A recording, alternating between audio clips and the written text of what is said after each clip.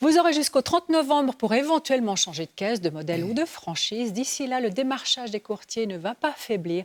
Au contraire, et il faut malheureusement être parfois méfiant. Témoignage d'assurés recueillis par Roland Tillmans. La roue tourne pour Alessandro. À la suite de problèmes familiaux, il a vécu près de 10 ans dans un foyer éducatif qu'il a quitté à l'âge de 18 ans. Il est aujourd'hui accueilli provisoirement dans la famille de son meilleur ami. Il est donc adulte maintenant et doit faire face à ses obligations. L'assurance maladie notamment, un monde qui lui paraît kafkaïen. Je connaissais plus ou moins le principe de la LAMAL qui est renouvelable chaque année.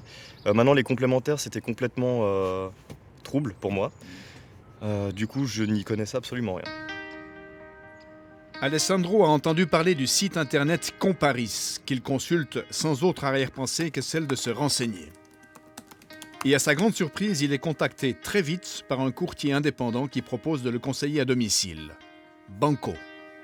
C'est un courtier en assurance assez jeune, sûr de lui, très clairement, et qui parle plutôt bien. Je dois dire que j'étais assez vite en confiance. Dès le premier rendez-vous, j'étais en confiance. Alors, il me propose une assurance de base LAMAL à 2500 francs suisses de franchise. Il me propose également 8 complémentaires. Des complémentaires en fait qui ne me servent à rien car je suis en bonne santé. A priori, je n'avais pas besoin de complémentaires. Pourtant, je signe parce que c'était lors du deuxième rendez-vous justement. Je signe parce qu'on avait rendez-vous à 1 heure qui était définie. Et le courtier du coup me contacte par message pour me dire qu'il a un petit créneau qui vient de se libérer. Et je tombe dans le panneau. Moi, j'appelle ça, ça se fait à l'astuce, on va dire. Et du coup, je lui ouvre ma porte un peu plus tôt, mais le courtier est pressé, donc forcément, on signe vite, on lit pas vite, enfin, on prend pas le temps de lire. Et j'ai signé ces contrats et je m'en suis mordu les doigts après. Ce que le jeune homme ignorait, c'est que les assurances complémentaires vous engagent à long terme. Alessandro va donc être pris au piège plusieurs années durant avec ses 8 complémentaires. Il m'a mis, moi, 19 ans, chez un assureur où les contrats sont bloqués de 5 à 10 ans. Ça veut dire que j'aurais dû m'engager jusqu'à 24 ans ou jusqu'à 29 ans pour certains contrats, ce qui est juste inenvisageable. Je ne sais même pas si je resterai à Genève jusqu'à 29 ans. Changement de décor. Nous sommes en Valais chez la famille d'Orsa, une famille nombreuse avec les 2 parents et 4 enfants dont 2 sont majeurs. Donc en termes d'assurance maladie, 6 personnes en ménage, ça représente un budget conséquent, près de 20 000 francs par année. Alors lorsqu'un courtier indépendant s'annonce spontanément au téléphone et promet des économies, Laetitia, la maman, l'accueille à bras ouverts. Déception d'entrée.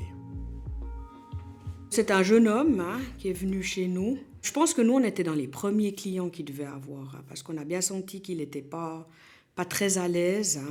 On a essayé de le mettre à l'aise. Moi, j'ai bien vu qu'il n'y avait pas beaucoup d'expérience. Il a appelé plusieurs fois son responsable pour demander des renseignements quand je posais certaines questions. Donc, je pense qu'il débutait. Le courtier propose de changer de caisse à la fois pour l'assurance de base et les complémentaires qui arrivent à échéance. Laetitia est partante, mais elle prend quand même ses précautions. Nous sommes à l'automne 2016. J'ai bien précisé que je voulais résilier mes contrats d'assurance au 31 décembre 2016. Je l'ai répété plusieurs fois. Et il m'a répondu, il n'y a pas de souci. Comme quoi, on était tout à fait dans les délais, il n'y avait aucun problème pour résilier nos contrats. Le courtier remplit lui-même les papiers et commet une erreur de date incompréhensible mais lourde de conséquences. L'assurance de base est résiliée au 31 décembre 2017 au lieu de 2016, avec une curieuse correction d'écriture. Finalement, j'étais affiliée à 2 caisses maladie, toute ma famille.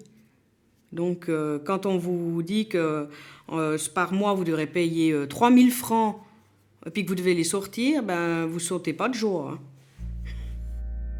Laetitia est donc assurée à double, à la fois auprès du groupe mutuel, l'ancienne assurance, et auprès de la nouvelle, Elzana. Et en toute bonne foi, elle pense que l'histoire va se régler entre les caisses. Donc moi, pendant 4 mois, j'ai toujours payé chez Elzana.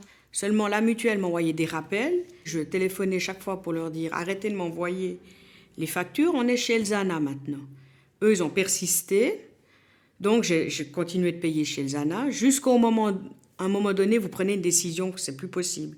Donc, on a appelé Elzana pour dire « Stop, on va retourner à la mutuelle parce qu'on ne peut pas discuter. » C'est comme ça. Donc, ils m'ont dit « Il n'y a pas de souci, madame, on va vous rembourser. » Donc, tout va bien.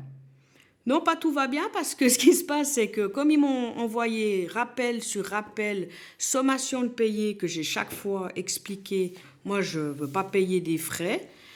Donc j'ai jamais eu de réponse non plus. Et puis après, la petite surprise, c'est qu'on a été à l'office des poursuites de chez la mutuelle. Même que je m'étais engagée à payer mes primes, ce que j'ai fait. Sitôt qu'Elzana nous a remboursé, on a payé nos primes. Mais les frais, ils continuaient. Les poursuites, elles ont continué. Donc pratiquement chaque semaine, j'avais un courrier à la boîte aux lettres. Revenons vers Alessandro empêtré avec ses 8 assurances complémentaires. Après plusieurs échanges de courriers et de nombreux coups de fil houleux, il a réussi, avec l'aide d'une juriste, à résilier tout le paquet que lui a fait signer le courtier. En invoquant l'article 3A de la loi sur les assurances complémentaires, lequel stipule qu'un contrat peut être résilié s'il y a violation du devoir d'information de la part du vendeur.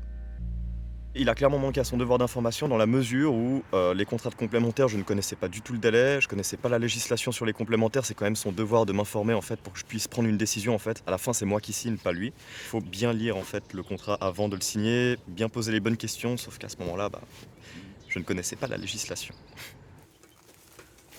Moi, ça m'a coûté beaucoup d'énergie à rectifier une erreur qui a été faite, mais pas de ma faute. Donc moi, ça m'a pris beaucoup de temps, beaucoup de nuits blanches aussi. Prouver votre bonne foi, c'est fatigant. J'étais très fâchée. Fâchée est un faible mot. J'ai dit à la dame de la mutuelle, je ne suis pas fâchée, j'ai la rage. Oui. Vous demandez conseil, et bien finalement, c'est à vous vraiment d'éplucher les dossiers pour savoir si vous faites juste ou si vous faites faux. On se demande s'il faut être juriste pour changer d'assurance maintenant. Ils vous disent, moi ils me l'ont dit, il fallait lire mieux vos contrats. Alors oui, effectivement, je peux vous dire, ça ne m'y reprendra plus. Laetitia a finalement trouvé un arrangement avec le groupe mutuel. Elle ne payera pas les frais, mais il lui reste tout de même à négocier encore avec Elzana la suppression d'une complémentaire qu'elle devrait encore payer à double pendant une année. Alessandro, lui, s'en va le cœur léger. Il est retourné à son ancienne caisse avec une prime de base minimale et sans aucune complémentaire. Quant au courtier de Mme Dorsa, qui a fait plusieurs erreurs, on l'a vu, il a disparu de la signature du contrat.